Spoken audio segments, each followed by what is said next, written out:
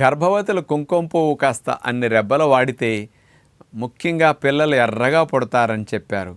చాలామంది బిడ్డలు ఎర్రగా పుట్టాలని కోరుకొని ఖర్చైనా కుంకుమ పువ్వును వాడుతుంటారు. కుంకుమ పువ్వు వాడటానికి పిల్లలు ఎర్రగా పుట్టడానికి 1% కూడా సంబంధం లేదు. ఇది కేవలం అపోహ మాత్రమే.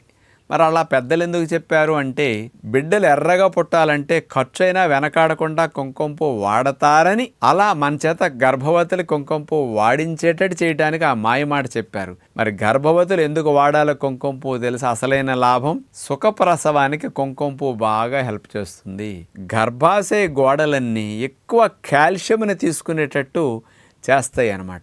కాల్షియం బాగా వస్తే గర్భాశయ కండరాలన్నీ బాగా సంకోచించి శిశువుని బాగా స్పీడ్గా బయటకు తోయటానికి కాల్షియం బాగా అవసరం గర్భాశయ కండరాలకి. దానికోసం కుంకుమ పువ్వు ఉపయోగపడుతుంది. రెండవది, ప్రోస్టాగ్లాండిన్స్ అనే వాటి ఉత్పత్తిని బాగా పెంచుతుంది కుంకుమ పువ్వు. ప్రోస్టాగ్లాండిన్స్ పెరిగితే నొప్పులు బాగా వస్తాయి. నొప్పులు బాగా వచ్చినప్పుడు డెలివరీ సుఖంగా అయిపోతుంది అన్నమాట. అందుకని ఇలాంటి సుఖప్రసవానికి కుంకుమ పువ్వుకి సంబంధం ఉంది కాబట్టి, అలా అంటే అర్థం చేయించడానికి కష్టం కాబట్టి, బిడ్డలు ఎర్రగా పుడతారంటే వెంటనే కొనేసుకుంటారని అలా మాయమాట చెప్పి కుంకుమ పువ్వుని ఇలా వాడించారు.